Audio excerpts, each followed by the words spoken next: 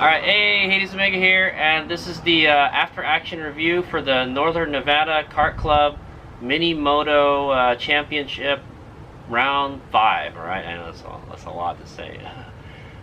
I don't really want to call it Mini Moto, I would rather call it Supermoto, okay? Because there's also big bikes racing in it too. Just like this one right behind me, alright? So this is the Round 5 of the championship of the Shasta and Northern Nevada Kart Club championship, right, for 2023. And so it was at Desert Park Raceway in Reno, Nevada, and yeah, so I got there on Friday, right? It was, I think Friday is the 23rd, June 23rd, 2023, and then I unloaded everything, got my pit set up. And then we went out for some practice, that's what I want to say, alright? And that was my first time taking the Alta Redshift, alright? Alta Redshift 39 right here, alright? Sorry, I'm kind of blocking all the bikes, but yeah, this is my first time taking it out on the track. I had just gotten the bare minimum stuff to get it on the track. It's pretty much still stock, alright? It's got the hand guards, it's got the foot peg sliders and the front and rear axle sliders. So just the bare minimum to get it on the track, alright, is what I'm going to say. Now, I had thought about bringing I had a second set of stands, some pit bull stands, and so we could use both tire warmers. Believe it or not, I already have tire warmers for this bike, alright? I bought a set of tire warmers for the KLX a while back, and the rear one was like too big for it, but the front one was okay. But I never really used the tire warmers all that much with the KLX. Then I bought another set for the Light B, so I've got two sets of warmers, and the warmer was like for like a 190 rear or something, or like a huge tire. This has a 150 rear. It fits much better than it does on the KLX. I just want to say so. I already have a set of warmers for it. However, I only brought one stand. Yeah, I only have one stand, and you got to have two stands if you're going to run two sets of warmers, right? Because you can't have the wheels on the ground. What is it? I'll tell you how I got around that. But anyway, I have some pit bull stands for it that came with this bike, and I don't like them. They're big and they're bulky, and they're supposed to be for like big sport bikes, right? This is not that big a bike. You can use a dirt bike stand. Dirt bike stand is much more compact and easier to transport, as I want to say. I don't have a whole lot of space with me, guys. Anyway, yeah, so I unloaded all my goodies, and then we went out on the track with the Redshift for the first time, and I was already kind of not feeling it, alright? It's got a lot of power, and it's heavy, and the tires sliding all over the place. All right. If you don't know about Desert Park Raceway, it doesn't have, at least the surface on it right now is not very good. Like you slip and slide a lot. All right. The traction is not very good at Desert Park Raceway. And yeah. Anyway, so I take this out on the track for the first time, and disaster already. I think I was trying to do 8 laps. Yeah, I did manage to do 8 laps, by the way. But about halfway through the 8 laps, the rear wheel suddenly locked up, going into a corner. Whoa! The rear just slid a lot. Well, I don't know what happened. Weird. Why is it doing that? And I kind of kept on riding it like that, and then when I pull off the track after the 8 laps, I'm like, whoa, what's that? I smell like a burning smell, like the brakes are burning, and the bike is hard to push now. So I'm like dragging the brakes. The rear wheel's locked up.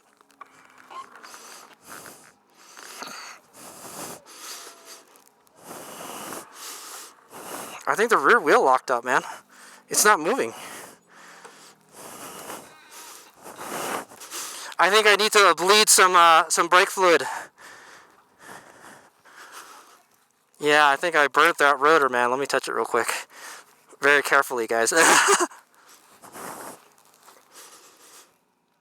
Oh, yeah, okay. So, what had happened, well, anyway, yeah. Also, the reason I wanted to do 8 laps was to see how much one race would eat up the battery, all right? So one race eats up about 25% of the battery. That's the crazy thing is that's how much the Sauron eats up, all right? But the Sauron's battery is like 1/3 this capacity of this thing, man. This thing just freaking guzzles electricity, man. I'm telling you, it is crazy how much power it eats up, all right? But yes, it is very powerful as well. Anyway, so yeah, I did manage to get the 8 laps done, and it eats up about 25%, and I was like, that's fine, all right, because the practice is probably going to be like four laps, somewhere around there. Yeah, there's the practice is the qualifying, that's like 4 or 5 laps. A heat race is 6 laps, and the main race is 8 laps. So you should have somewhere around 25% left in the tank after that, right? Is Mega? Yeah, somewhere around there. And yeah, so we're trying to see how my guess was that it would be enough to race this bike for one race for 1 day. All right, and I think it's that sounds about right. Okay, anyway, yeah, so the brakes locked up, right, and the bike is like hard to push. The brakes are like stuck. There was a plastic over the brake lines, and it was like melting. That's how hot it was. Okay, guys. So I put it on the kickstand, and I got the I had a blower fan with me, all right? The blower fan to cool the electronics down when it gets hot. Well, I used it to cool the brakes down, all right? Okay, so I'm gonna let it cool down, and then we're gonna suck some brake fluid out.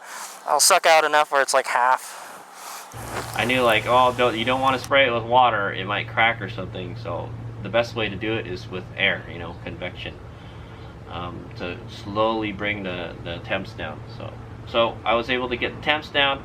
And so what happened was I had flushed the front and the rear brakes on this bike, and I think I put too much. Okay, I put too much in the rear. You want it to be between the minimum and the maximum lines. All right, like so there's a little sight gauge, and you want the bubble to be in the middle. All right, you want half of it to be air and half of it to be liquid. All right, so that's what I did. It's like a 21 millimeter. I had to open the stupid reservoir, and then I had a soda from Wendy's, all right, and I took the straw and I cut the straw a little bit, all right, because I didn't need a super long straw. And then what I did, I cleaned it with water, and I made sure it was dry so I don't contaminate the brake fluid. I left it in the sun for a little bit, and then I went and took the light bee out for a ride, all right. But anyway, when I got back, I used the straw to suck out the brake fluid, you know.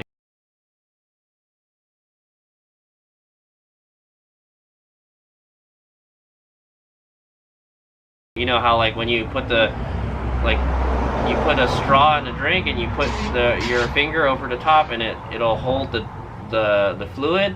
Well, that's what I did. All right, I stuck it in there. I sucked it out, and I dumped it on the ground. Okay, you probably shouldn't do that. You should probably dispose of your brake fluid in a environmentally safe way. So I say, but yeah. But anyway, I took as much as I could out. I took enough fluid out where half of the reservoir was full, okay? Because when you put the cap back on, it actually the fluid kind of goes up a little bit too, because it's got that little rubber thingy in there, the diaphragm. Yeah. Anyway, I put it back in. There's a little bubble in there now.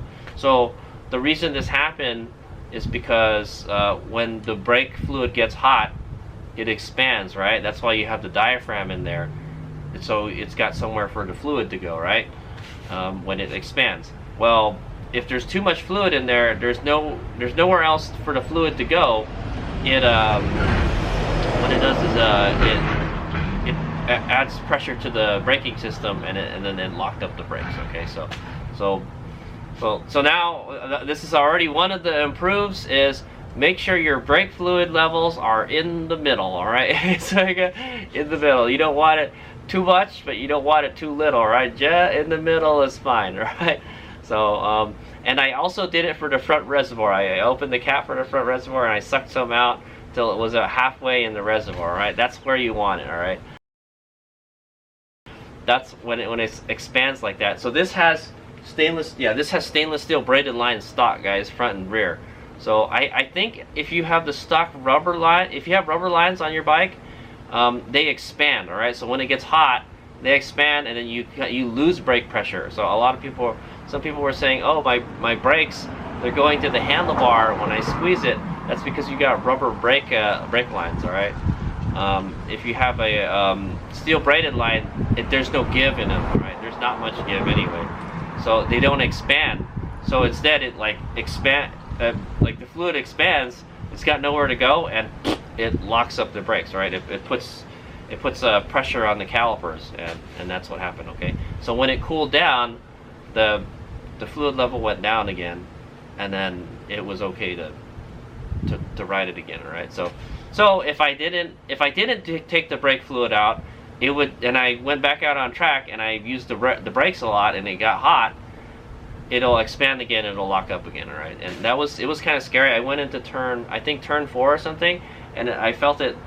I gave it rear brake, and then suddenly the brake, it got like the back just like locked up, and then I slid a little bit. All right. But I guess this bike had so much power I couldn't even feel that the brake was like a thing. You know? Maybe it would kind of cool down in between laps. I don't know, but this thing is so fast that you get on it hard, and you got to slow down really fast. All right. The brakes are awesome on this bike. All right, and that's what you need, because it's a much heavier bike than this. It takes a lot more braking force to slow this down than it does this. Is what I've found out. Okay. This is way heavier and way faster than this. It's got way more power. It's not necessarily faster, as you'll find out the next day. Okay. Anyway, so I took the light B out, and I think I took it out twice, and then I took this one out again. All right. And let me talk about how the light B did during practice. It did freaking great, man. All the work that I've done on this bike has made it into like a freaking track weapon. All right. It's somewhere in speed, you know, where the bikes I can probably race is like a 65. I'm kind of like in between the 65s and the 150Rs. I'm kind of like in this kind of area in between them. I kind of don't have enough power to pull on, to like, you know, power to have enough power to pull on a 150R. Like I can keep up with them, you know, and then I could maybe pass them if they make a mistake, type of thing. All right. So it's really closely matched in power with the 150R, but a 65 with the 65cc, it's got more power than a 65cc, but when it comes to cornering, the 65cc's are really fast, man. They're just ridiculously fast on the corners. Like they don't slow down. They're just dragging their knee through the whole corner. Yeah, it's crazy. Okay. Anyway, yeah. So that's the scoop. The bike ran really great. I think after I had I didn't have the warmers on it. You know, the tire warmers for practice, I didn't use tire warmers. When the tires heated up after about 3 laps, dude, I could, like, after I got off of this bike and this bike, it's like night and day difference, man. This bike hooks up much better. I can throw it around much better, and it's, you know, it's so much lighter. This thing is so much easier to ride than this, is what I want to say. All right. This one is so much bigger. I gotta tell myself, hey, this bike is really big. You can move around on it a lot. You can't really move around on the light B a lot because it's small, you know. But this one you can. You can go forward, back, left, right. Yeah, you name it, man. And I just, you know, I've gotten so used to using this, just, you know, throwing it around and stuff. You can't do that with this. All right. That's what I want to say. The actions are delayed on this. All right. Like when you go into a corner and you brake, this one you can brake a lot later than this one, because this one is a lot lighter. All right. It's gonna slow, even though the brakes suck on this, it's still gonna slow down better, in my opinion. That's the way I felt it, you know. This one is just like, yeah, you have to really get on those brakes really hard. You need a lot of braking force to be able to get in the corner, and you have to brake earlier. All right. So yeah, I'm learning a lot of stuff right off the bat. All right. This thing is a totally different animal on the track. Okay. But yeah, I was feeling really good on the light B. I was like, man, and I'm really railing it around the turns. I can feel like the G-forces going around the turns. Like, it's a lot, man. I'm I'm having a good time. I'm really amazed at how well I've worked on this bike. The only thing is when I put it on the trailer, I noticed there's a crack on the swing arm, so I'm going to have to get the swing arm repaired again, man. That thing's freaking... It's those holes, I guess, for the to mount the pedal kit or something. They cracked right there. So I made it stronger. I fixed the cracks in one place and it cracked somewhere else. All right, so I'm gonna have to take it back to Rob and have him fix it. Yeah, it's like the whole thing is cracked now. Okay, might be better just to put a new plate. I don't know, man. But anyway, yeah. So that's a scoop. Light B's doing really good, and the Alta, I'm still kind of figuring out stuff, right? And so one thing I realized. Right. Well, I already kind of knew it. I mean, I knew these tires are really old, man. These are the tires that came with the bike when the previous owner bought the bike in 2018. It's 2023 now. All right. So that's like 5 years. These tires are 5 years old. All right. So they're on the street, you don't really notice it, but on the track, I noticed it, man. You're freaking slipping and sliding all over the place. I was running the recommended track tire pressures, and I still wasn't feeling it, alright? Yeah, I had to lower the tire pressure like a whole lot, and it still feels like it wasn't hooking up. The tires gonna get harder every year, alright, from what someone was telling me. Every year your tires get harder and the grip gets less, alright? So the older they are, the less fresher the rubber is, the less grip you're gonna get, okay, basically. And so I'm like going into the turns, I feel the front diving and sliding, the back is sliding too. Yeah, it's not a good feeling, man. I'm telling you. Every time I hit one of those like shaved patches of asphalt, I would feel it slide. The Light B doesn't do that, man. These Dunlop Moto 3s are awesome, dude. So I might want to get a set of Dunlops for this bike, okay? I don't know. We'll see. Whichever ones are cheaper. That's what I'm saying. But yeah, Hazebeg is in the process of getting another set of wheels for the Redshift, so we can so we can put some slicks on them. So I'm gonna buy another set of wheels. We're gonna put some slick tires, and then I'm just gonna have another set of wheels for just whenever I want to ride on the street or whatever.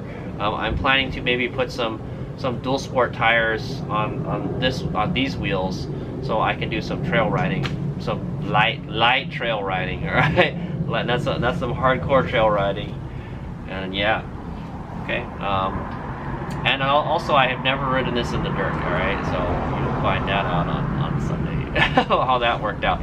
But yeah, so yeah. And then I took this one out again, and it was like I told you, and it was slipping and sliding all over the place. It's got a ton of power. Oh yeah, so what I did for the second time we took this out, so we were at 75%, right? So I decided, hey, let's try to push it to the limit. So I did as many laps as I could to see how long it would take to overheat the battery. All right, and it took about 13, 14 laps. I think the light went on, but I didn't really feel it get slower. About the 15th lap, I could feel the bike. It's starting to pull power now. It's thermal. What do they call it? Thermal cutback? Yeah, thermal cutback. It's not thermal cutoff, all right? I think when it's thermal cutoff, the bike just stops, all right? Now it was just kind of, it limited the power. It got slower, okay?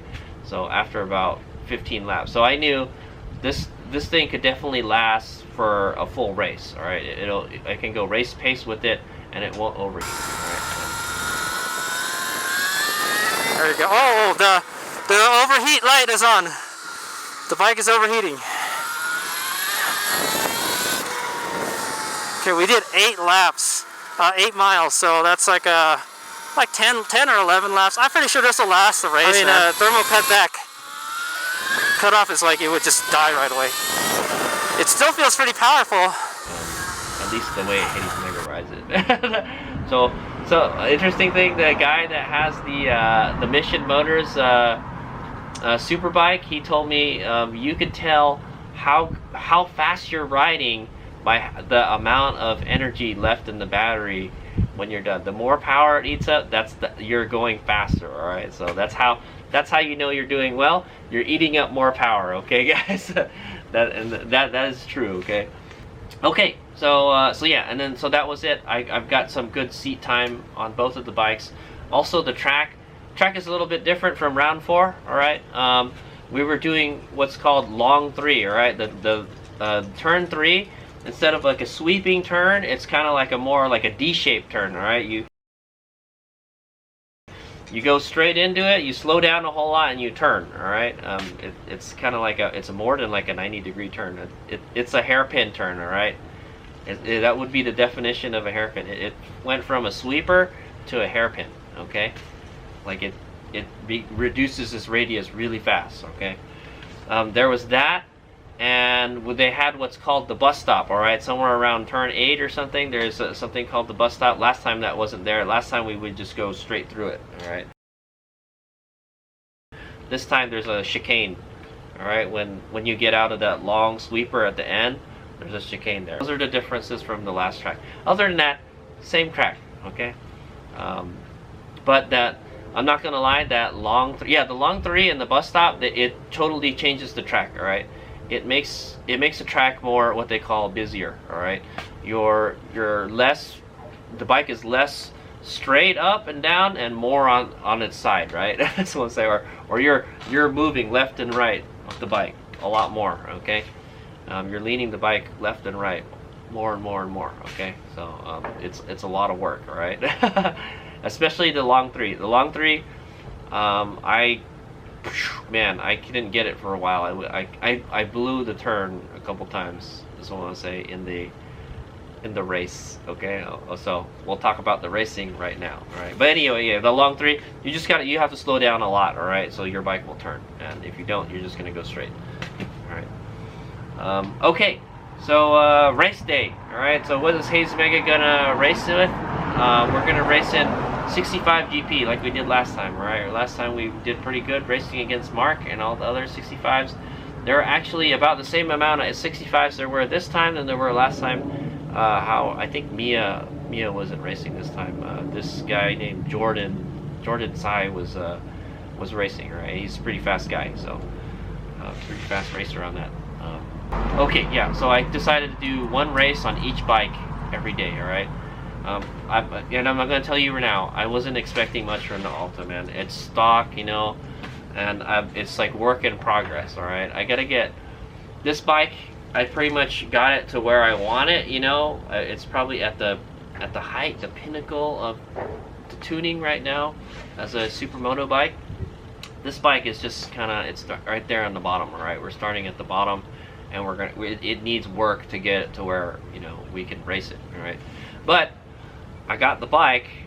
Let's go see how it does. Okay, so I race in what's called open amateur. All right, open amateur supermoto, or open asphalt amateur. All right, and basically all the Saturday races are all asphalt races. There's no dirt section. All right, and then on all the Sunday races, I think all the Sunday races are supermoto. They're all dirt. So.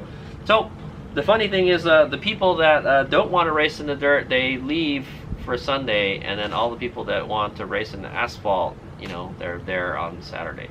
And then there's the people like me that I race both of them. So, in my opinion, I like to ride in the dirt better because I'm better riding in the dirt than most other people, is what I'm going to say. So, it gives me a little advantage if, you know, if I get to go in the dirt. So let's say, all right. Okay, so yeah, practice. It's not called practice anymore. They call it qualifying now. All right. All right. Last time they called it practice, and Hayes Mega didn't take it very seriously. I thought we were just gonna go out there, you know, and just do a couple warm-up laps, and then come back, just mess around, we'll play around with the other bikes out there. No, the practice was actually a qualifying race. All right, or a qualifying round, I guess. And that's when you go out and you try to get the best track times as you can, just like MotoGP, right? And we have transponders, all right? They give you a transponder, you stick it in your boot. That's what I do. I put it in my boot. And if you're swapping between two different bikes, it's better to put it in your boot. That's what I say. What's the scoop? Yeah. So your times from the practice is your grid position for the heat race, right? So it would be in your best interest to try to get your fastest lap time, all right? Fastest lap time is what you want. All right, so don't go out there playing with people, Haze Omega, freaking trying to pass people or playing around with people out there. You don't do that during qualifying. Qualifying, you're racing against yourself pretty much, all right? So I knew that. So from last time, I learned that from last time. So now we're gonna put that the improves to use now. Okay. Yeah. Okay. So I tried to go out when there's nobody else out there. All right. Yeah. I try to go out when there's nobody else out there, so I can get a good lap time. Because when you run into somebody, when you're trying to pass somebody, it makes it so they it slows you down and you get a worse time. All right. So you're out there racing on your own. It's better to not mess around. No interaction with any of the other riders. Okay. Okay, so practice, 65 GP practice comes along, all right, and so, yeah, I did my strategy. I wait for everybody to go. I think there wasn't too many of us. There were 7 of us, all right? There were 7 of us. Yeah, 7 people on a track. It's kind of hard. I think I got a good maybe 2 to 3, maybe 2 or 3 clean laps is what I'm going to say. So, so I got a 1 minute and 4 seconds. That put me in 4th place. All right. So that I'm right behind Andrew Berner. So Andrew Berner is riding a Kayo. Okay, guys, that kid is fast, man. I cannot believe it. And then I think Jordan Tsai got a 1 minute and 1 second, 0.68, and then Mark Jr. got 1 minute and 1 second and .294. Just a teeny bit faster than Jordan is what I'm gonna say. All right, so the top 2 guys are really fast. They're almost at 1 minute. All right, yeah, it's pretty nuts. Okay, so that's what I got for that qualifying. And then yeah, so the nice thing about today is that our races we're spaced apart like quite a bit. All right, we have the and so what I raced in was open amateur asphalt, right, with this guy. Okay, so the qualifying, I got dead last. Okay, there was 10 of us in this class, and I came in 10th. Who's the 49? It doesn't say who the 49 bike is, man. But my qualifying time was 1 minute and 5 seconds. All right, so the Light Bee is faster. The Light Bee is faster by a second. Yeah, Light Bee is faster than the Alta by 1 second. That's how badly I was doing on the Alta. Okay, yeah. Like I said, I wasn't feeling the tires. The tires were not gripping at all, man. Yeah, so that was the qualifying. Sadness, I got last place, but that just means I can work my way up. But anyway, that means I'm gonna start 10th in the grid. Okay, 65 GP heat race comes along. All right, and then yeah, I gridded 4th, right, and boom, I take off. And I'm in front of everybody like usual, all right, because the electric bikes has got so much torque off the line, and those 65s, you know, it takes a little while to get them wound up, you know. And I was able to lead into I think I was able to stay in front for like almost a lap, okay, until Mark and Jordan just pick me away, man. they hunt me down, man. So I had I got too excited, is what I'm gonna lie. I'm not gonna lie. I got too excited, and on the long 3, I went too fast, and I couldn't turn the bike enough, and I went off the track into the dirt. All right, and then we're number 1 for how long? I don't know. Oh, shit. And then I had to get back on, but I was still in front of everybody. And we were off again, and then so on 5 there's the corkscrew, right? The turn that goes it's a left-hander and it goes down like 5 feet or something. I blow that turn too. I'm so going so fast, and I'm so excited that these guys are trying to catch me, and I'm blowing through that through the dirt again, right? And we're not. Man, this guy. Amazing. Supposed to do that, all right? That's a no-no. All right, you got to keep it on the asphalt. Technically, you're not on the track, but I did that. And then the second lap, I think they were still behind me. That or maybe one of them had passed me, and I think I did the same thing again. And then both of them had passed me by the end of that. All right. And then I had, yeah, there was 2 riders behind me. It was Andrew Berner and Samuel Berner. Oh, no. It was Andrew Berner and somebody with no name. All right, I don't know. It was the number 12 bike. Oh, I think it was, yeah, that was a 65, okay? Andrew Berner is on a Kayo, all right? But I could hear his bike behind me. It's like, like he would be faster in some sections, and I would be slower in some sections. And you know, the opposite, you know, I'd be faster and he'd be faster in certain sections, type of thing. So like, but I definitely had the power advantage over him. So I didn't let him pass, all right. But I could hear them. They were getting really close to me, and it was like, you know, just like, oh, somebody's behind me, and you know, you there's that feeling like somebody's behind you. You better not slow down, or else they're gonna pass you. You know, they're putting the heat on me, all right. But I was able to keep that position all the way to the end of the race, 6 laps, all right, and that gave me the 3rd place position for the heat race, okay. So that means I get to grid 3rd for the main race. So the heat race is a practice race, basically, all right. Okay, yeah. So by about the 3rd lap, I'd already kind of figured it out, all right. I told myself, hey, you got to slow down at turn 3, all right. You're going too fast into there. You're just blowing through the turn. And then I told myself, hey, you gotta slow down before you go down the corkscrew, all right? Because you can't blow that, can't go off into the dirt anymore, all right? And so the rest of it, I did a pretty good job keeping it clean, all right? But yeah, when there's people behind you, man, and you hear them coming for you, it's, you know, it's like a, you know, it's that fight or flight mode, right? You're gonna fight them, and you're gonna try to get away from them as fast as possible, all right? And they push you past your limit, all right? They push you past your comfort zone, all right? And that's what was happening to me, all right? His Vegas not used to being in the front very often, okay? And especially when you got these 2 really fast guys breathing down your neck, all right? And yeah, so I had to tell myself, hey, you gotta calm down, man. You gotta, and I think that's why they passed me. I made so many mistakes, all right? So we gotta improve and do better next time, right, Ace Vegas? So I've already used this heat race to learn. The heat race is basically basically a practice race, all right? So, and from the practice race, that's what I learned, all right? You gotta keep it cool, keep your head cool, all right? Okay. And then so we had the open amateur asphalt heat race. Alright, and I did pretty bad, man. I got 9th place in that with the Alta. And okay, yeah.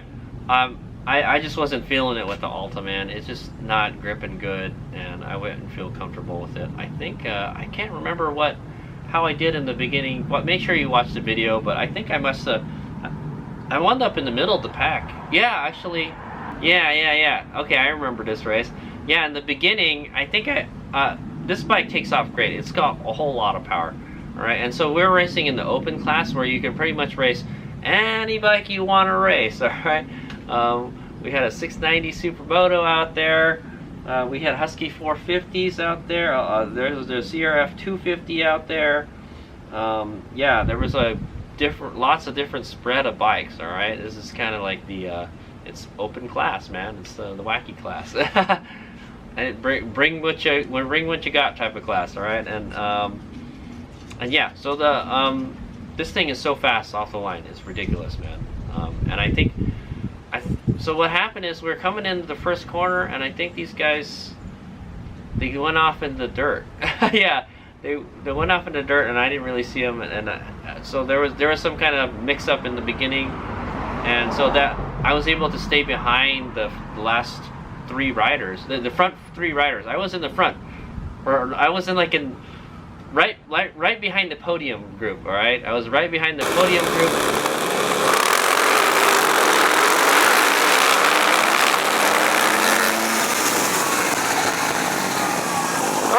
relays went off immediately.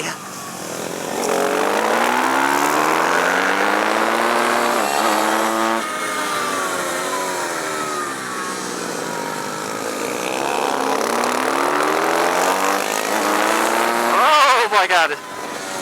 Hey, I'm in fourth. Not bad. Trying to stay there. Right at the beginning of the race is what I want to say, okay? And then just like, and then systematically, people just start picking me off one by one.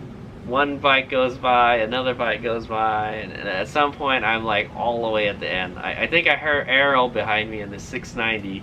It was like a street bike, basically. So yeah, me and Errol were riding street bikes, so that's cool. And I did, and it was, so after 6 laps, I was in the back, just, you know, taking my sweet time, trying to keep the bike from sliding too much. All right, and yeah, it's more practice. That's good. So I get more seat time on the Alta, and around one of the turns, I see Errol off into the dirt. Oh, somebody went out in the dirt. Oh, that's Errol. And oh, I don't know what happened to Errol. He looks like he crashed or something. So and I keep on going, and I managed to get 9th place. All right, so I didn't finish dead last. That's a good thing in the heat race. All right, and then the main race comes along. Oh my God, it's like, I know, it was so late in the day, and I'm already wanting to race and stuff.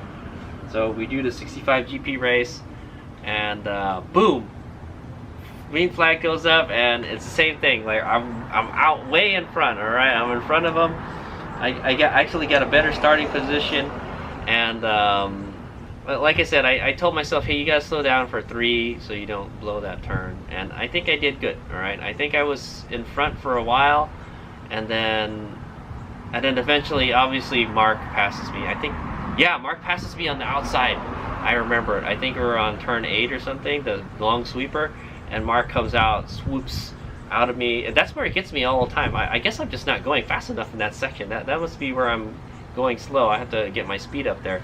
But yeah, I think he passes me on the outside, and then I think through the chicanes, Jordan passes me on the straight. I think somewhere he passes me somewhere around after the first lap or something, and then we go around turn 2, all right, and then we're going to 3.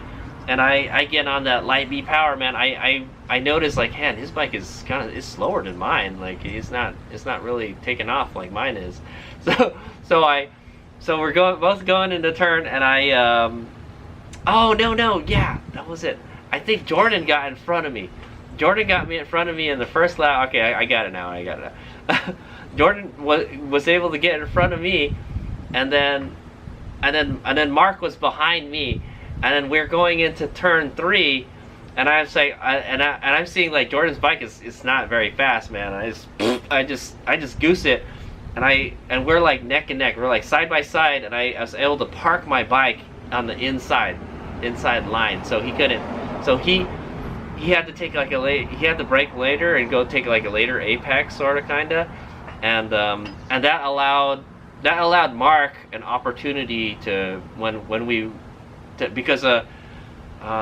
because Jordan slowed down so much to not, because he would have hit me, because I parked my bike there, all right, and then Mark comes in, takes the opportunity to pass us both, all right, on the inside after when we're going out, and then yeah, so then it's just me and Jordan racing, and then eventually he passes me, and then you know what? He was behind me for a while, if I remember correctly. But he was breathing down my neck, all right. And then eventually he gets past me, and then he's battling out with Mark. Mark was already like a good. I'm surprised. Jordan rode really good, is what I say, because Mark was a good deal ahead of us. I held Jordan up quite a bit, all right. I knew he was faster than me, and the only way I could stay in front of him is if I tried to block him, as much as possible. That's the only thing you can do when there's somebody, a more skilled rider, try to take all the ideal lines, all right. Hazebig has been getting good at that, all right. It's kind of dangerous and it's kind of scary. I hate to say, it's kind of like when you're driving on the street and you know, you kind of do these dick passes, you cut people off and stuff. Yeah, well, that's the way you have to race, man. That's the way racing is, man. Cutting people off, man. And that's basically what I did. I cut them off. Okay, yeah. So what happens the rest of the race is that Jordan is racing with Mark, and I was able to stay behind him for quite some time. Yeah, I was able to watch him race for quite some time. They were in front of me. There was no way I was going to catch up with those two. They were going really, really fast, man. Remember, these guys can get like almost 1 minute lap times, man. And yeah, they were battling it out. And then I didn't see what happened at the end, but what happened was that Jordan got in front of Mark. All right, even after like I held him up. So that was pretty amazing.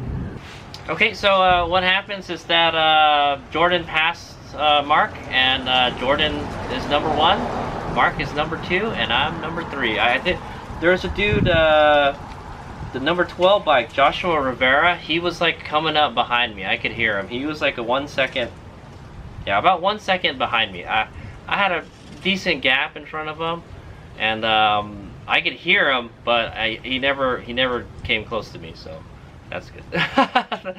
I was able to hold that 3rd position. So Hayes Mega came in 3rd in the 65 GP race. All right.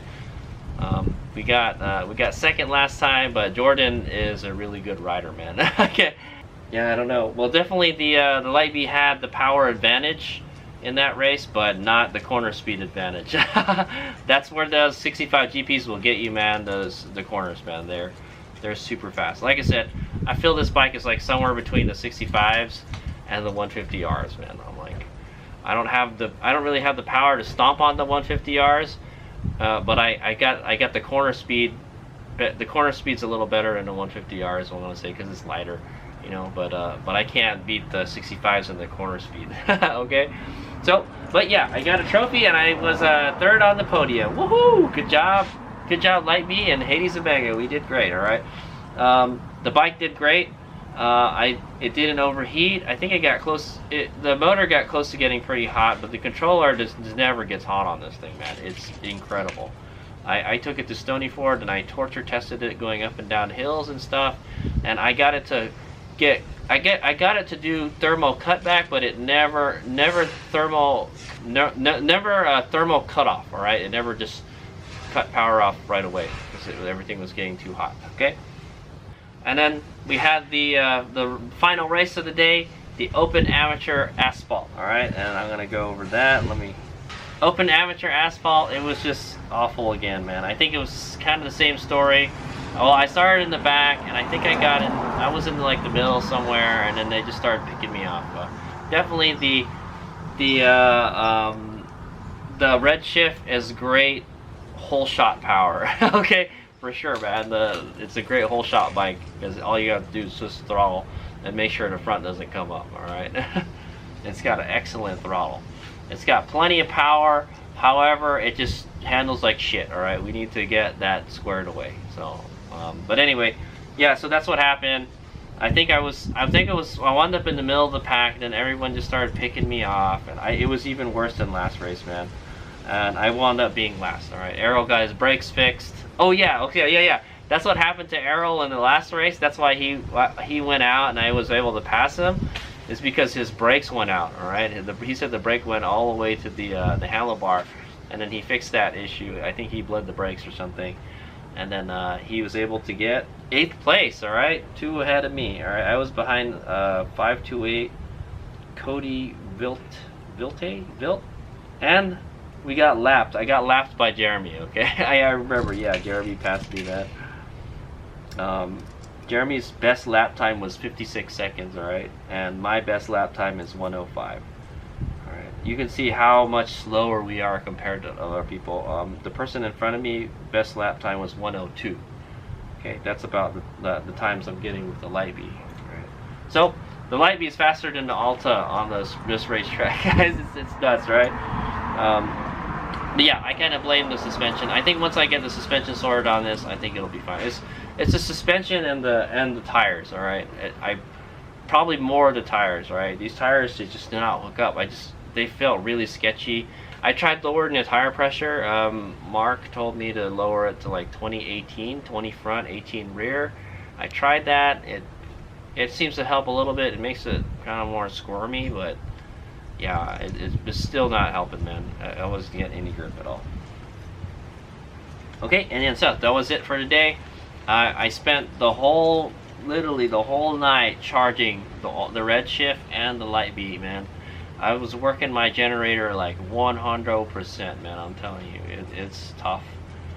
The good thing is you can charge both bikes at the same time, because I can lower the current limit to charge the light B battery, so we can kind of trickle charge this one while this one is charging. All right, this one you can't adjust the rate of charge, unfortunately, but it's okay. The generator is perfectly capable of charging this. I used the generator, the neutral to ground bonding plug, and it worked fine. All right, so there you go. I got to test it out on a race weekend, and it worked. All right, it just takes a long time to charge this thing, man. It guzzles energy, and it takes a long time to charge it, man. I'm telling you, it's a different kind of animal compared to the light B. The light B is so much more efficient than this. However, yeah, the battery is smaller, and yeah, it doesn't have as much power as this, man. This thing is just bonkers fast when you twist the throttle, man. I'm telling you. Okay, so next day comes along. All right, Sunday, Supermoto Day, right? And so we're gonna go do some dirt riding. I opted to not pay for practice, for the evening practice to ride in the dirt. I just wanted to relax, and I needed to charge all the batteries, man. Then I would be charging batteries even longer, you know. Yeah, I nearly ran out of gas. I may need to get a bigger fuel jug, because I had a full jug of gas when I came in, and it got ate up by the whole end of the weekend, man. I ran out of gas. All right. Okay, so on Sunday I raced the adult mini supermoto race. Oh, this is my favorite race, man. You got all the mini bikes in there, all sorts of different bikes, and we raced in the dirt, and that's the most fun. It's also the biggest class. I think there was like 12 of us. All right, yeah, there was a gang of us on there. And yeah, and my buddy Dean showed up, so we get to go race with Dean again. I love racing with him. He's getting so much faster.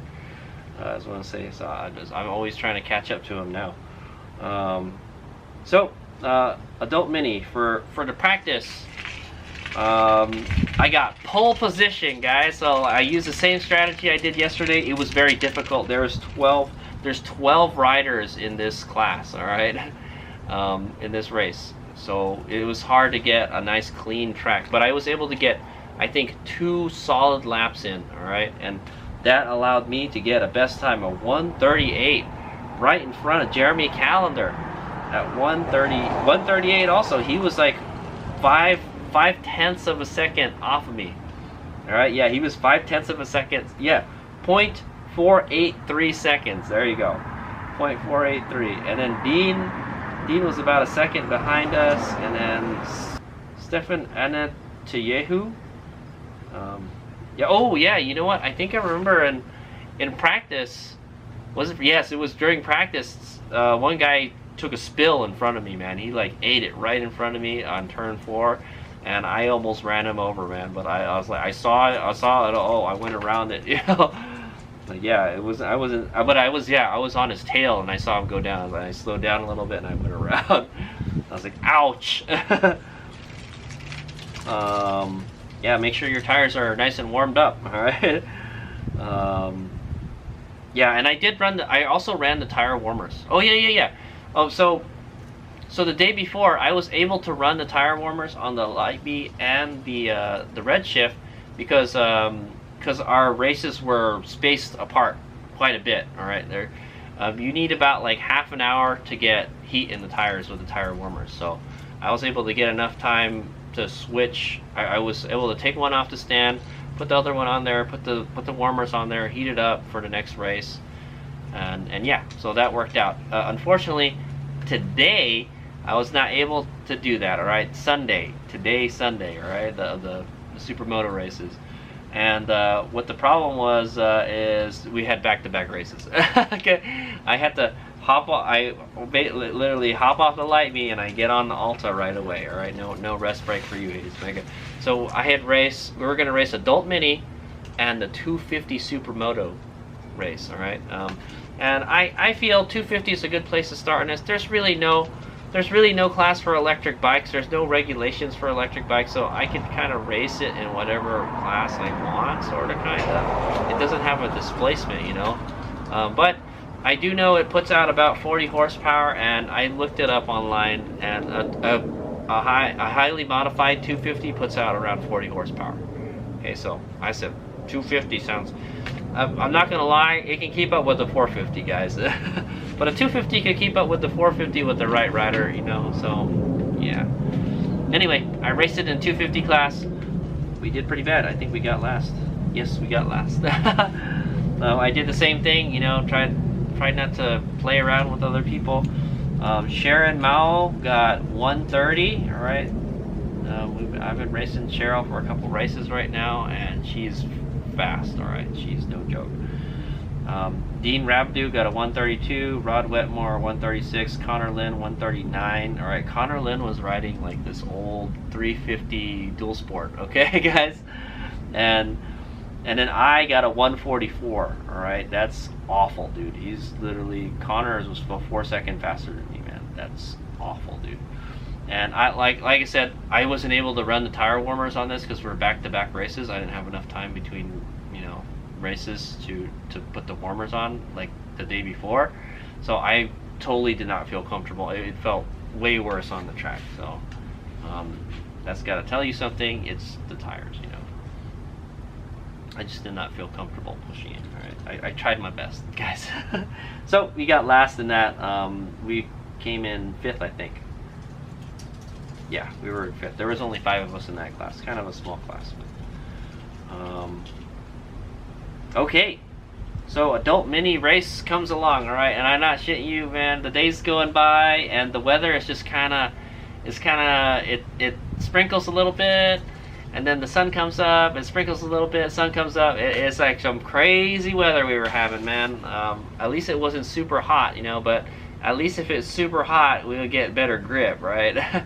And you could definitely tell, all right, yeah, that was another thing. You could definitely tell when it got cooler, you would get less grip. The track would get cooler, and your grip would just go down the toilet. All right, and that's why I was having so much a hard time on the red shift. Okay, I think these tires are way softer than Moto 3s. Yeah, so slicks, man, they make a difference, dude.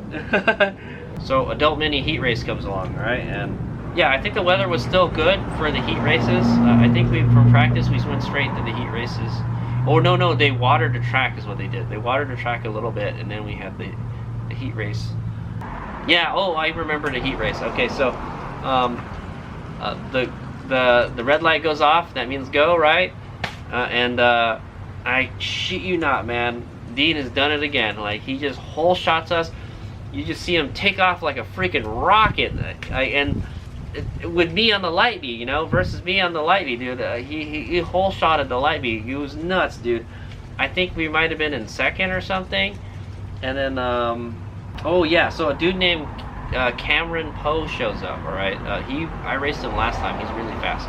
Him and Nick Sisk, I think, were the fastest last time, but I think Nick wasn't here this time. But Cameron was, and she didn't show up to the practice, so Hayes Mega was kind of getting confident. I was like, oh yeah, man, I'm the fastest. I'm on the leaderboard, man. I'm the #1, pole position, right? And yes, I did have pole position. However, yeah, the Cameron was there, and it's super loud 150R. Okay, but anyway, yeah, Dean just whole shots me. Yeah, he gets in front of me, and I'm trying to battle it out with Dean, and then Cameron passes me, and then yeah, and then we have a pretty good race, and Hayes Mega comes in 4th, all right, 4th behind Jeremy, okay, and then there was about, ooh, geez, a lot of riders behind us. There was 9. There was like about 9 riders behind us. Yeah, it's crazy. So Jeremy, Jeremy had me by 4 seconds on the lap time, his best lap time, and this Stefan and Anatayehu, he was like 2 seconds behind me in the lap time. So That sounds about right. All the guys at the top are like kind of in the high 130, low 130s. All right. Everyone else is in the high 130s. So there you go. It's the bike and the rider type of thing.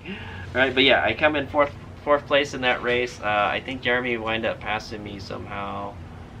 And yeah. So we're doing okay in the dirt, is what I'm gonna say. I'm not doing so good in the Alta. All right, it's a bigger bike, and this course is like more for like a mini bike, so I'm not used to riding a big bike on a little course like that. So, but I was able to get through it. I need to move my body more. Okay, you have to really exaggerate your body movements compared to this thing. All right, this thing will just move whenever you move it. This one you have to really move. You have to really move. All right, so I was starting to get it though. I'll tell you that. That's my first time riding this thing in the dirt, by the way. All right, for practice, and I think I did okay. Me and Connor were like battling it out. It was pretty fun. But yeah, so the heat race comes along for the amateur supermoto. Okay, so this is what happens. Some crazy stuff kind of happens, all right? Well, this bike just whole shots everybody, I think. Yeah, I think I beat everybody the first corner, but everyone, and then like I slow down, and then everyone just takes the inside. The only thing we got is a drag race, that's it. Everything else, we're gonna get our butt whooped. All right, here goes.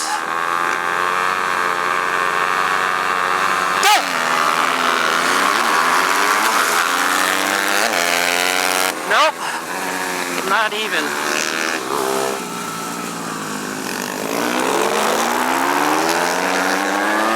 Yeah, I think I was behind. I was behind Sharon and Rod and Dean. All right, I remember seeing them in front of me, and then I was able to keep up with them for a little while, and then they just pulled away, guys. And it's just me and Connor.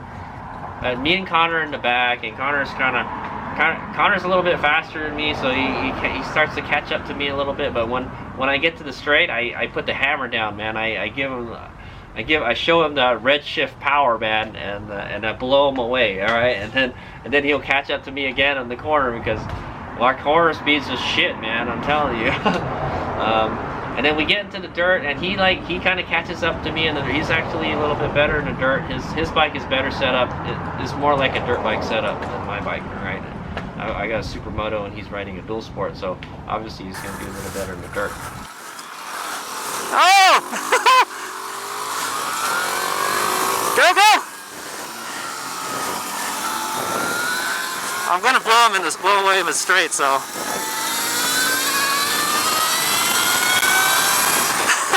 I told you. And we're kind of close to each other. Yeah, we have a pretty good race. I think I was able to stay in front of him the whole time. Yeah, and then I remember after somewhere past the midway point of the race, we see Dean in the dirt, and he's just kind of just there. Oh my God!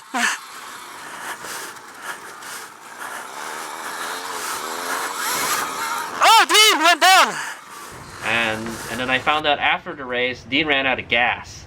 So Dean got last place in that race. Yeah, Dean got last. I came in third, dude. I got a podium finish in that race. That's nuts, right? And then yeah, but me and Connor were racing in the back. It was pretty fun. Like I said, I had a lot of power, but his bike handled better than mine. All right, but yeah, we were still fighting for grip. We were running on like street tires, man. He was running a dual sport tire. It was like a Shinko 705 or something. It's a good kind of like. It's a more streety dirt tire, dual sport tire, is what I would say. But yeah, I had fun battling it out with him though, and I was able to keep in front of him. All right, just barely. All right. Okay. So then the adult mini race comes up, all right? It's after lunch, and then like, and I shit you not, man, it starts raining, all right? It starts raining. I'm like, what the hell, dude? Right before our race, it starts raining, and then Jeremy's asking me like, hey, do you want us to water the track? I'm like, no, don't water the track. It's gonna rain anyways. And well, you know what happens when it rains? Well, it gets cooler. One thing, the track was wet, all right? It had rained for maybe like 10 minutes. It didn't rain really hard, but you could see it's shiny on the track in certain spots, and I was like, oh shit, this sucks. And then so we get on the track, and then we wait for it to. It actually dries off a little bit. All right. The good thing is when it rains, it dries real quick. But yeah, it was kind of wet before we started the races. All right, so. All right, but this is where the awesomeness starts. All right, so we take off. All right, boom, and I get the whole shot. All right, yes, I get the whole shot, and I'm coming around the first corner, and I think it's did Dean get in front of me? I don't know. Somehow Dean got in front of me. I think maybe Dean did the whole shot me. I'm not sure, but then I heard this loud 150R come up inside of me when I'm going into the first turn. I was like, oh shit, there, like it's Cameron, and he just boom, he just takes off, and so he just passes me, and then he winds up passing Dean. He's a super duper fast rider, guys.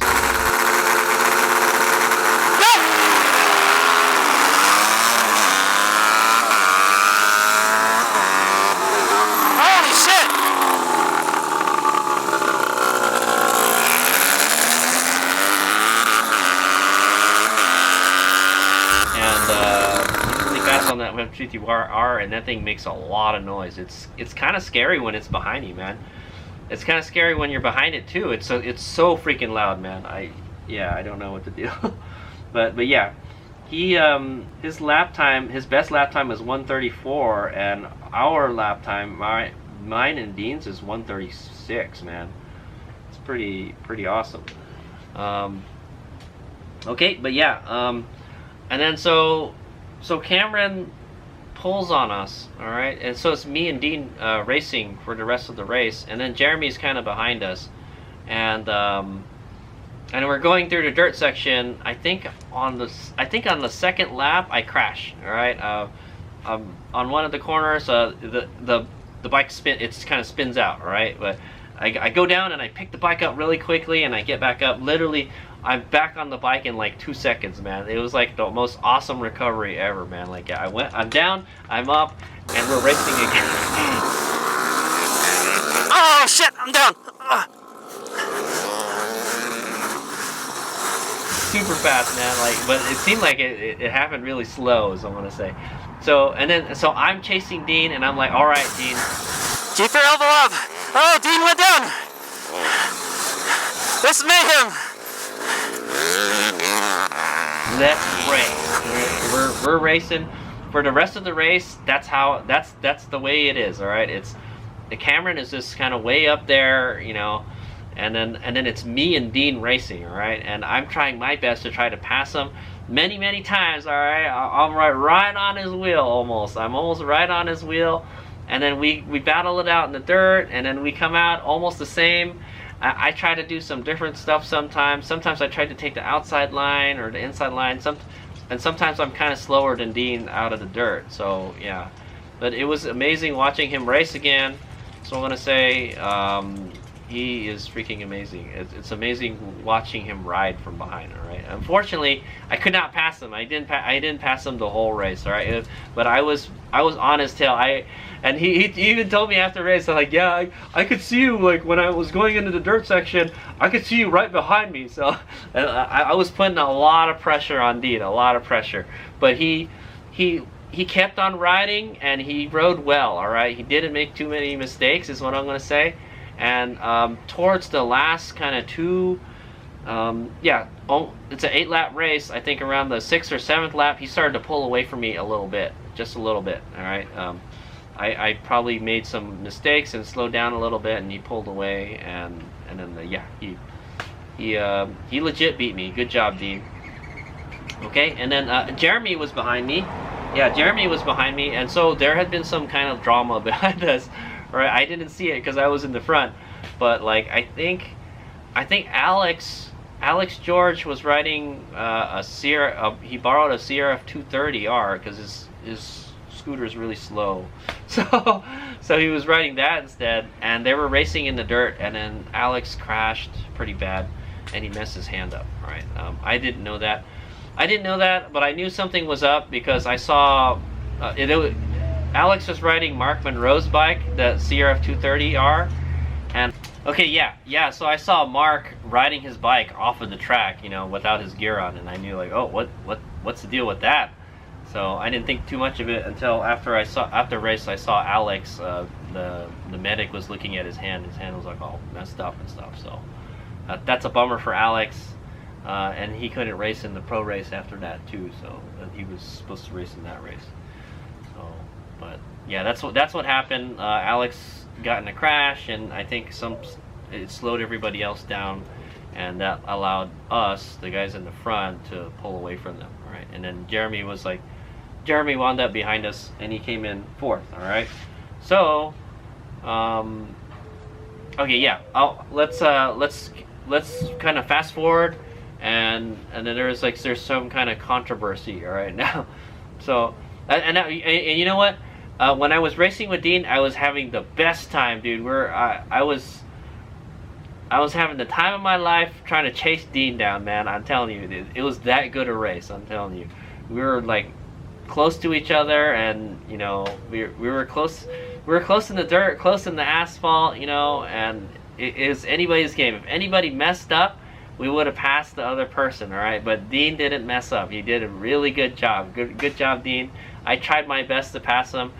I told myself, like about halfway through the race, I told myself, well, we're right behind Dean, and I'm looking back, and like there's not that, I don't really see anybody behind us. So we got a comfortable third place spot. Should I try to push it and try to pass Dean? Are we gonna race Dean, or should we just hang back, take it easy, you know, and then just try to come in third? And I'm thinking, I was like, no, I want to race Dean. So I raced Dean the whole time, man. I pushed it 100% to try to pass Dean, and yeah, well, good thing we didn't crash again, all right? Because remember I crashed at the beginning of the race, but yeah, I was able to keep up with Dean, but he pulled away a little bit at the end, like I mentioned. All right, so in that race, Cameron Poe came in first, all right, on his 150R. Dean Rabideau came in second, and I came in third, and then Jeremy was right behind us in fourth, all right. And there's that Stefan Anatayehu again. I've never seen that. I haven't seen him, but he looks pretty fast. He's like always up behind us, so it's got to tell you something. He must be pretty fast.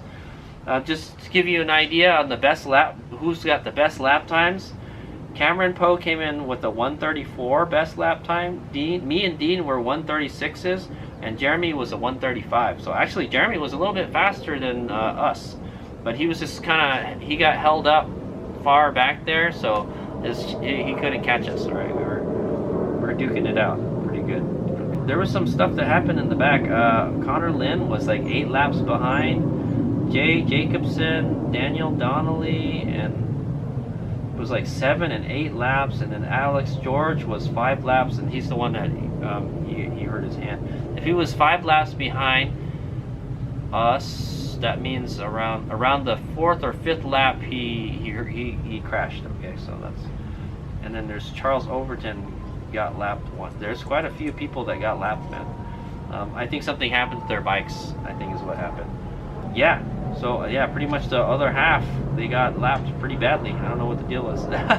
But yeah, we had me and Dean had a great race. I'm so glad he showed out. That race made my weekend, right? It's, you know, it's one of those things, like, I don't even care about being on the podium or anything. It's not like we're racing for money or anything. All I care about is having a good race, you know, and to have a good race, you gotta have at least 2 people, right? And it was me and Dean duking it out, man. We were having a great time, all right? Unfortunately, we couldn't catch up to Cameron. That dude's just too fast, all right? Yeah, okay, so now let's get on to the 250 main race, all right? The 250 Supermoto race. And not so good, Hayes Mega. Hayes Mega came in last, all right? There's a spoiler right there, all right? We take off, I remember this, we take off, I get the whole shot going into the first corner, but I think I came in too fast and I slowed down a lot, and then everyone just passed me the whole lot.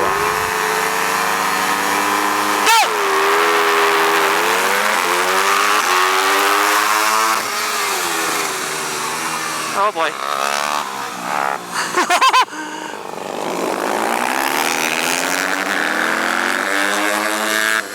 I came in really hot into that turn. And then I think, well, I don't think Connor didn't pass me. All right, Connor was behind me, so it was me racing with Connor. We were racing most of the race. I think about until maybe the 6th lap, he passed me.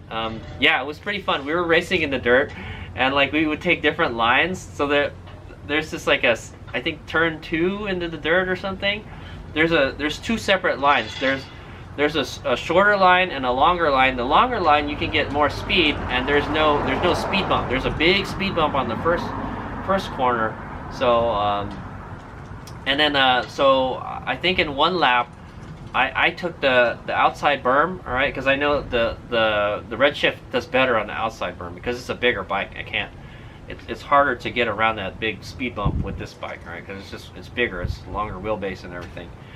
On the Light B, I take the inside line all the time as much as possible. But yeah, we went in, and then Connor came out in front of me, and then that was that. Counter passed me in the dirt, right at that tabletop, and then.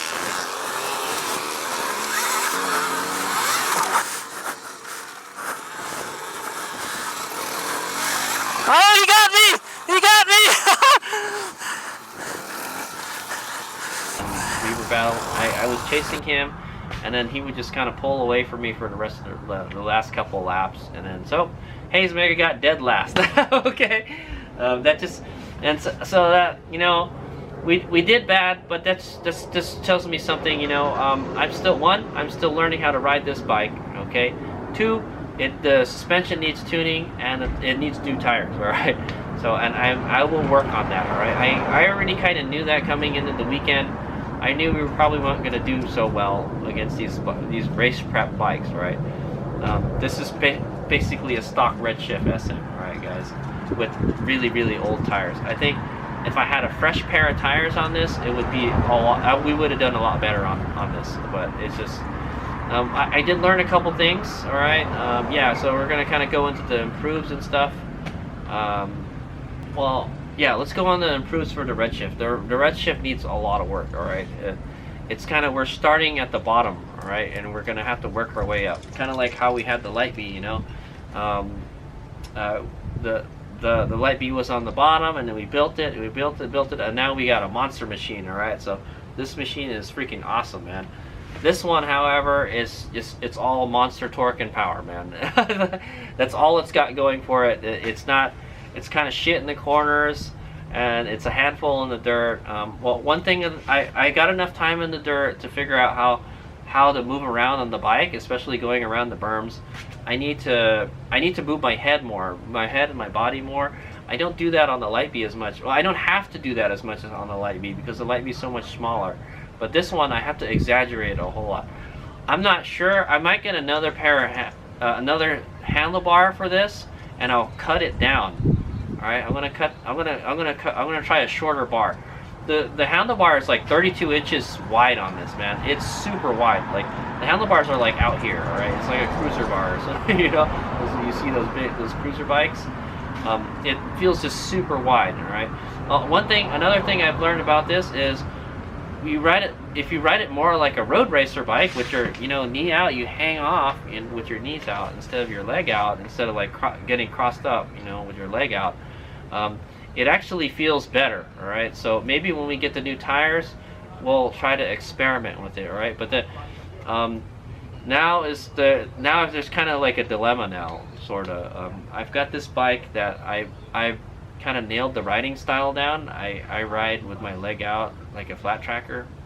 I've ditched riding this thing like a road racer, right, with my knee out, because I just got so good with getting my feet down instead.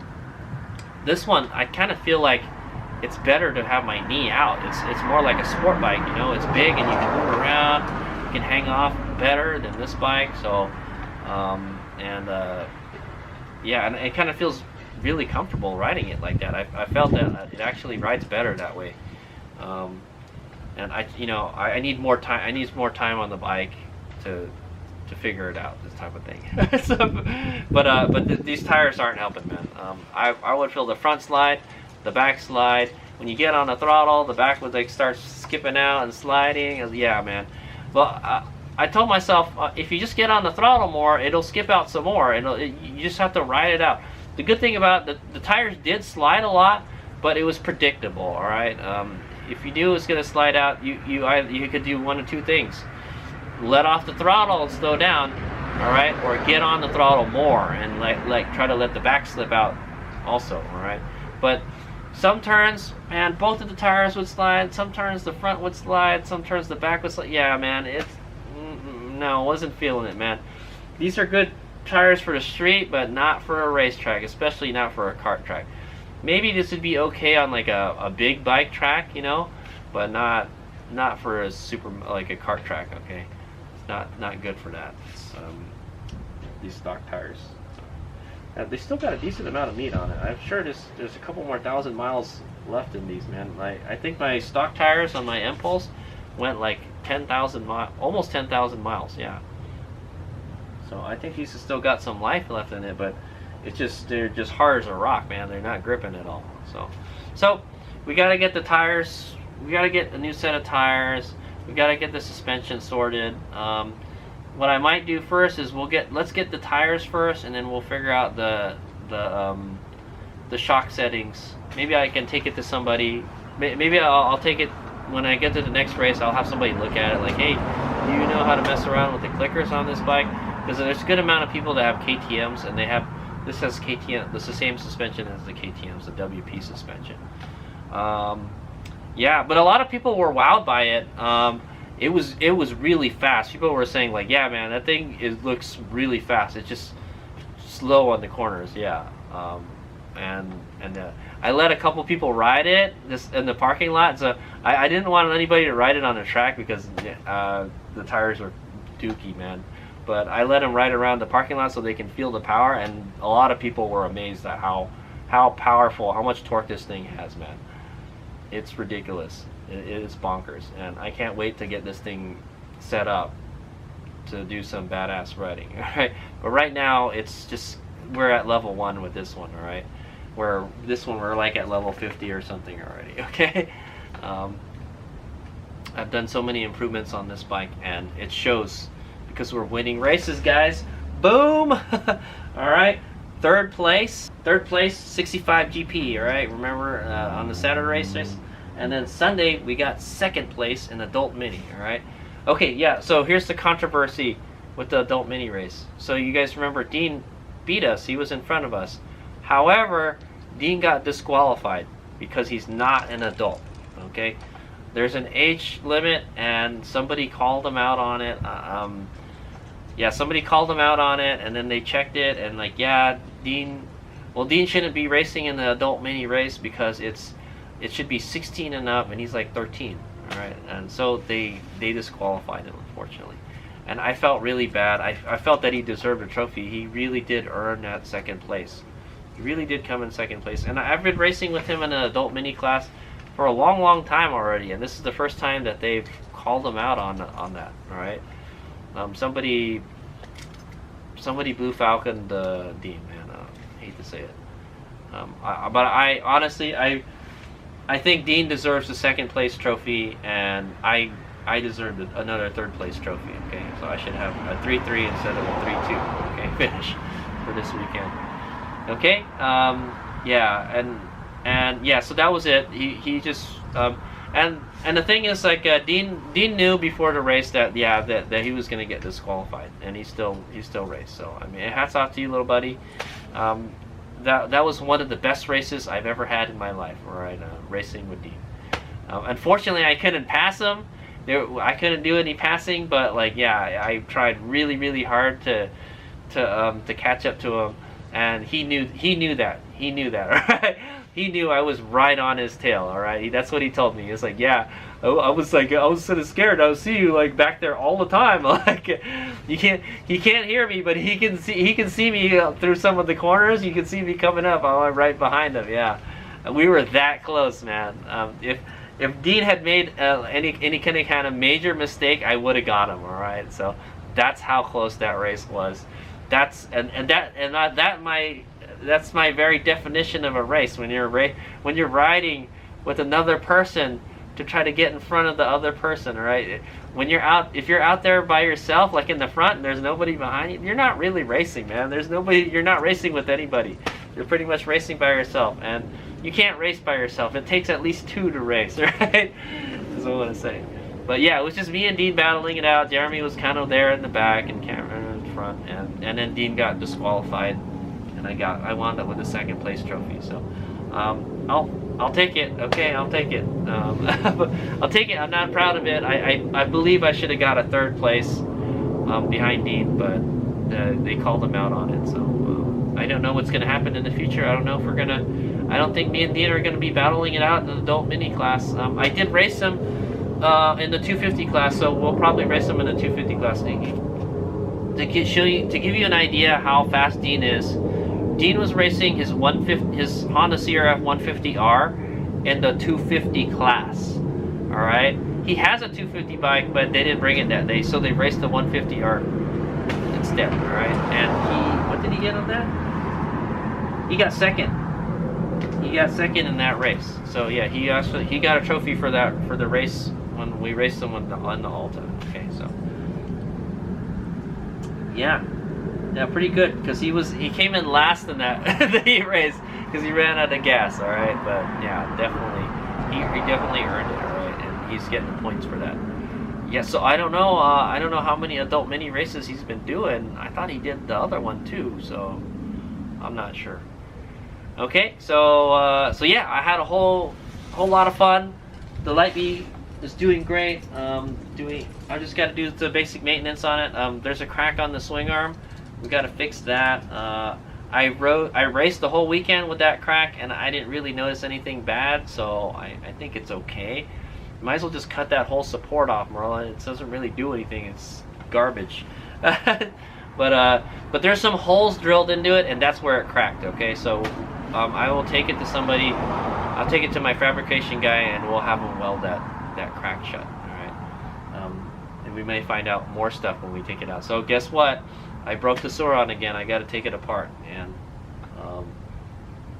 I think I'm getting pretty close to changing the primary drive also. I've had this 420 kit on here for quite a while. It's handled quite a bit of races, and it's still good. All I've done is I've only changed the chain once. That's it. I haven't changed the sprocket. I think we're probably due to change the whole thing. Maybe at the end of the year. Okay.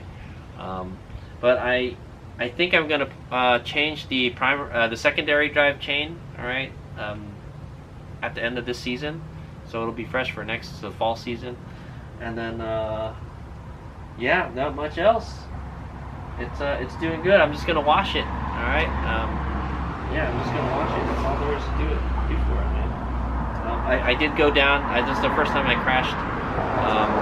That weekend was in that adult mini race when I was racing against Dean. I went down and the bike got dirty. Actually, the bike is pretty dirty. Because I was racing Dean, I got like mud and stuff. Dean roosted the crap out of me, man. I told you I was right behind him, man, and he was just slinging up rooster tails right behind me. So that's why the front of this bike is so dirty, and the front of this bike does not look so dirty. Okay, it wasn't such a hard, hot action battle. That's what I say. All right. Okay. Yeah. So that's how it did. I'm really happy with the way the Lightbee is turning out for the mini Supermoto. And even in the mini motocross races, it's doing great. I think we're just gonna roll with it. I kind of feel like, since I'm gonna keep this bike, I kind of want to get a 3rd battery for it, but I'm not sure. I kind of want to get one that's really high capacity battery, so we can just use one battery throughout the whole day. I don't know, man, but 2 batteries is okay though. I think 2 batteries is great to have for a race day. Even if you're doing back-to-back, I did back-to-back races last time, and it was fine. But we didn't do back-to-back races with the Lightbee this time because we had this bike. All right, I didn't race the asphalt mini race because I got my butt whooped last time. I said, nah, it's okay. Let's just race this one, man. 2 races is enough for me in one day, man. I'm telling you, 1 race, I'm already wiped out. 2 races, that's even more tiresome. And then 3 races, oh man, I did 3 races one time, and I was super tired at the end of the day. Because one race is actually 3 races, man. Qualifying, practice, and the main, alright? So yeah, that's it. I think we're doing good. Just keep on doing what you're doing, Hades Omega. Did I have any kind of issues with anything? The strap on my battery broke. I gotta fix it, so... I think I just gotta sew it back together. Or glue it. I think it was glued together, and then the glue finally came off. These Lightspeed battery packs, I've had these for a while, and they've been hanging out really good, man. I haven't had any issues with them. I did get one of them pretty hot. I think the adult main... no, I think for the heat race. For the heat race, for the adult mini race, I think the battery got pretty hot, like 55C or something. Pretty hot. And I'd imagine the bigger one got like that too. Yeah, in my opinion, what's holding the bike back... Yeah, what's holding this bike back the most right now from me just jacking up the power all the way is the battery, okay? This batteries are just not... I'm like... I've hit the kind of limit of the battery, like how much it can discharge nicely, you know, safely, without getting too hot. And but I think the tuning that we're doing is good.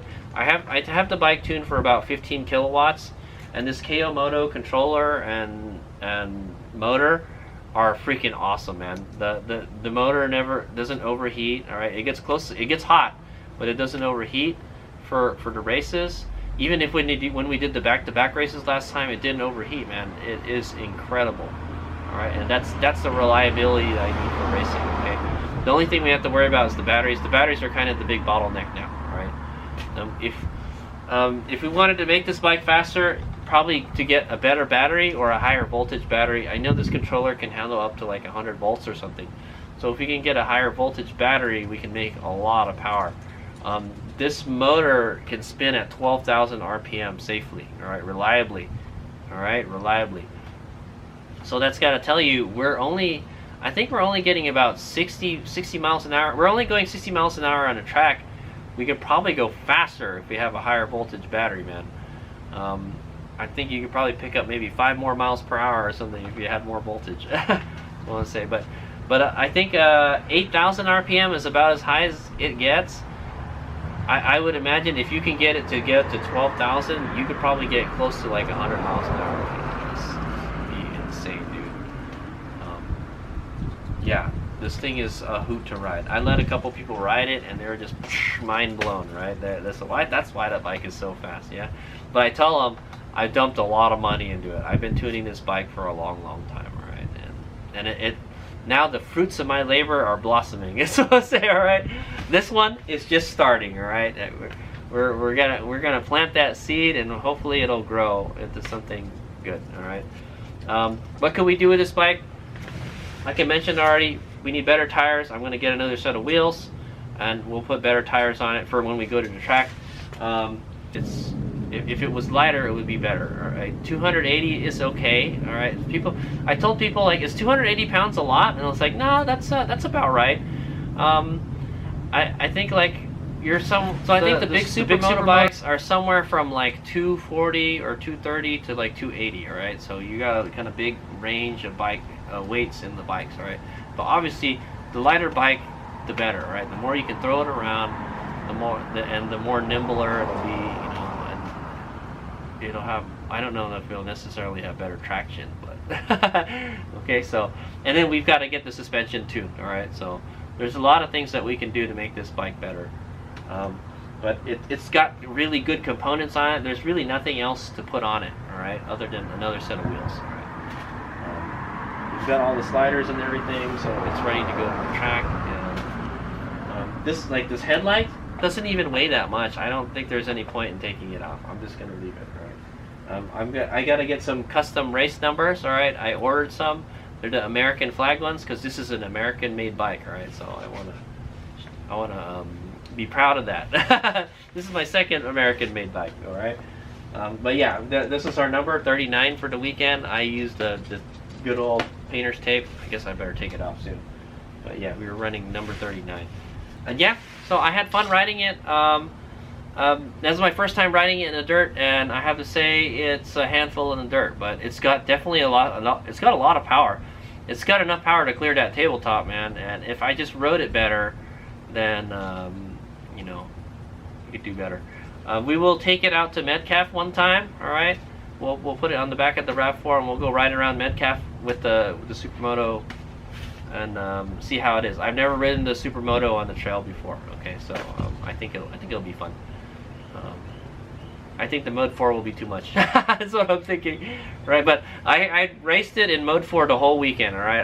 I use that power to just stomp on people, and people were amazed by how fast this thing is, okay?